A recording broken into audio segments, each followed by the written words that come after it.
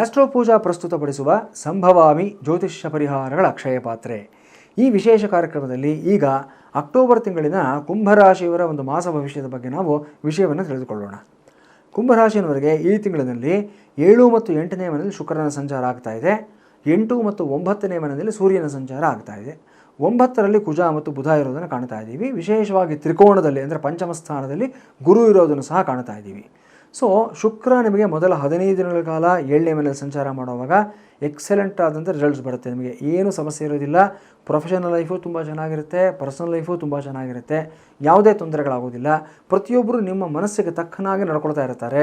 So ನೀವು ಕೊಡ್ತಕ್ಕಂಥ ಐಡಿಯಾಗಳಾಗಿರ್ಬೋದು, ನೀವು ಹೇಳ್ತಕ್ಕಂಥ ವಿಚಾರಧಾರೆ ಆಗಿರ್ಬೋದು, ಎಲ್ಲದಕ್ಕೂ ಅಷ್ಟೇ ಒಂದು ಪಾಸಿಟಿವ್ ಆದಂಥ ರೆಸ್ಪಾನ್ಸು, ಸಪೋರ್ಟು ಎಲ್ಲವೂ ಸಹ ಸಿಗುತ್ತೆ.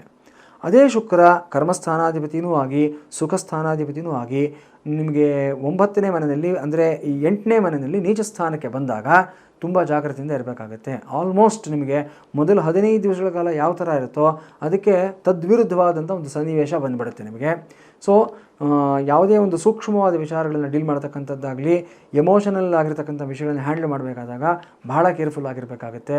ಮನೆಯಲ್ಲಿ ವಯಸ್ಸಿಗೆ ಬಂದಂಥ ಹೆಣ್ಣುಮಕ್ಕಳು ಯಾರಾದರೂ ಇದ್ದರೆ ಅವರ ಒಂದು ಮೂಡ್ ಚೇಂಜಸ್ ಆಗಲಿ, ಅವರ ವರ್ತನೆಯಲ್ಲಾಗಲಿ, ಬಿಹೇವಿಯರ್ ಚೇಂಜಸ್ಸಲ್ಲಾಗಲಿ ಸ್ವಲ್ಪ ಗಮನವನ್ನು ಇಡಬೇಕಾಗುತ್ತೆ. ನೀವು ಈ ಸಂದರ್ಭದಲ್ಲಿ ಏನೋ ಒಂದು ವ್ಯತ್ಯಾಸಗಳು, ಏನೋ ಒಂದು ರೀತಿಯಾದಂಥ ಅನುಮಾನಾಸ್ಪದವಾದಂಥ ಒಂದು ವರ್ತನೆಗಳು ಅವರಿಂದ ಬರೋ ಸಾಧ್ಯತೆಗಳಿರುತ್ತೆ.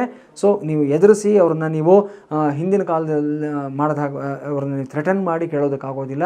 ಅವರ ಮನಸ್ತತ್ವಕ್ಕೆ ಅನುಗುಣವಾಗಿ ಹೋಗಿ ಅರ್ಥ ಮಾಡಿಕೊಂಡು ಕೂಡಿಸಿ ಸಮಾಧಾನದಿಂದ ಕೇಳಿ, ಯಾರು ಮಾಡದೇ ಇರತಕ್ಕಂಥ ತಪ್ಪುಗಳಾಗಿರೋದಿಲ್ಲ, ಅದರಿಂದ ಹೊರಗಡೆ ಬರೋದಕ್ಕೆ ಅವ್ರಿಗೆ ಸರಿಯಾದಂಥ ಮಾರ್ಗದರ್ಶನ ಮಾಡೋದನ್ನು ನೀವು ಪ್ರಯತ್ನವನ್ನು ಮಾಡಬೇಕಾಗುತ್ತೆ.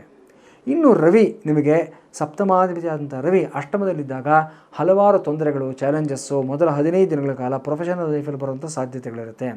ಅದರಲ್ಲೂ ಅಷ್ಟೇ ವಿಶೇಷವಾಗಿ ಹಂತ ಹಂತವಾಗಿ ಮೇಲಕ್ಕೆ ಬಂದಿರ್ತಾರೆ. ಕುಂಭರಾಶಿಯವರು ತುಂಬ ಸ್ಟ್ರಗಲ್ ಮಾಡ್ತಾರೆ ಲೈಫ್ನಲ್ಲಿ. ಯಾವತ್ತೂ ಅಷ್ಟೇ ದೇವರನ್ನು, ಧರ್ಮವನ್ನು, ನ್ಯಾಯವನ್ನು ತುಂಬ ನಂಬ್ಕೊಂಡು ಹೋಗ್ತಕ್ಕಂಥ ವ್ಯಕ್ತಿಗಳಾಗಿರ್ತಾರೆ. ಏನೇ ಬರಲಿ, ಎಷ್ಟೇ ಕಷ್ಟ ಬರಲಿ, ನಾನು ಅನುಭವಿಸ್ತೀನಿ, ನನ್ನ ಟೈಮ್ ಬಂದೇ ಬರುತ್ತೆ, ನನ್ನ ಸಮಯ ಅನ್ನೋದು ಬಂದೇ ಬರುತ್ತೆ ಅನ್ನೋ ಒಂದು ನಂಬಿಕೆ ಇಟ್ಕೊಂಡು ಹೋಗಿರ್ತಾರೆ.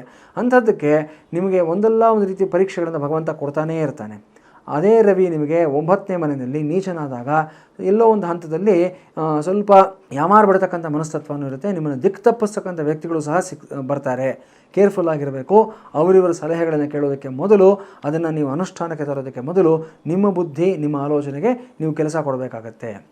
ಇನ್ನು 9ನೇ ಮನೆಯಲ್ಲಿರತಕ್ಕಂಥ ಕುಜ ಬುಧ ನಿಮಗೆ ಸಾಕಷ್ಟು ಲಾಭಗಳನ್ನು, ಅನುಕೂಲಗಳನ್ನು ಮಾಡ್ತಾನೆ.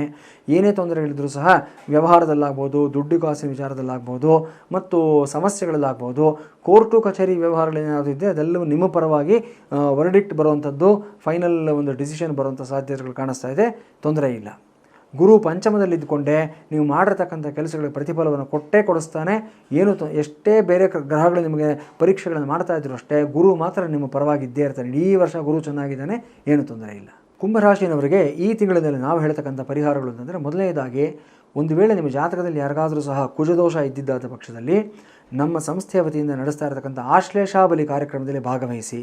ಕುಜದೋಷ ಇಲ್ಲದೆ ಹೋದರೂ ಪರವಾಗಿಲ್ಲ, ಇದು ದೋಷ ನಿವಾರಣೆಗೆ ಮಾತ್ರ ಮಾಡ್ತಕ್ಕಂಥದ್ದಲ್ಲ, ಕಾಮ್ಯ ಕರ್ಮವೂ ಸಹ ಆಗಿರುತ್ತೆ. ಇಷ್ಟಾರ್ಥ ಸಿದ್ಧಿಗೋಸ್ಕರನೂ ಅಷ್ಟೇ ಆಶ್ಲೇಷಾಬಲಿ ಪೂಜೆಯನ್ನು ಮಾಡಿಸಿ ವಿಶೇಷವಾದ ಒಂದು ಫಲವನ್ನು ಪಡ್ಕೊಳ್ತೀರಾ. ಇನ್ನು ವಿಶೇಷವಾಗಿ ರಕ್ಷಣೆಯನ್ನು ಬಯಸ್ತಕ್ಕಂಥವರು, ಭಯದಿಂದ ಹೊರಗಡೆ ಬರಬೇಕು ಅನ್ನತಕ್ಕಂಥವ್ರು ಮತ್ತು ಈ ಒಂದು ಲೀಗಲ್ ಪ್ರಾಬ್ಲಮ್ಸಿಂದ ಸೊಲ್ಯೂಷನ್ ಬೇಕು ಅನ್ನತಕ್ಕಂಥವ್ರು, ಇವರೆಲ್ಲರೂ ಅಷ್ಟೇ ಹನುಮಾನ್ ಯಂತ್ರವನ್ನು ಎನರ್ಜೈಸ್ ಮಾಡಿಸಿ ನಿಮ್ಮ ಜೋಬ್ನಲ್ಲಿ ಇಟ್ಕೊಳ್ಳಿ ಅಥವಾ ಬ್ಯಾಗ್ನಲ್ಲಿ ಇಟ್ಕೊಳ್ಳಿ, ಕೆಲಸ ಮಾಡತಕ್ಕಂಥ ಜಾಗದಲ್ಲಿ ಇಟ್ಕೊಳ್ಳಿ, ಶುಭ ಫಲಿತಾಂಶವನ್ನು ಪಡ್ಕೊಳ್ತೀರಾ. ನೀವು ಜ್ಯೋತಿಷ್ಯ ಮತ್ತು ವಾಸ್ತು ಸಲಹೆಗಳಿಗಾಗಿ, ಎಲ್ಲ ರೀತಿಯಾದಂಥ ಪೂಜಾ ಸೇವೆಗಳಿಗಾಗಿ astropooja.com ಅನ್ನು ಸಂಪರ್ಕಿಸಿ ಅಥವಾ ತೆರೆ ಮೇಲೆ ಕಾಣ್ತಾ ಇರತಕ್ಕಂಥ ನಂಬರ್ಗಳಿಗೆ ಕರೆ ಮಾಡಿ.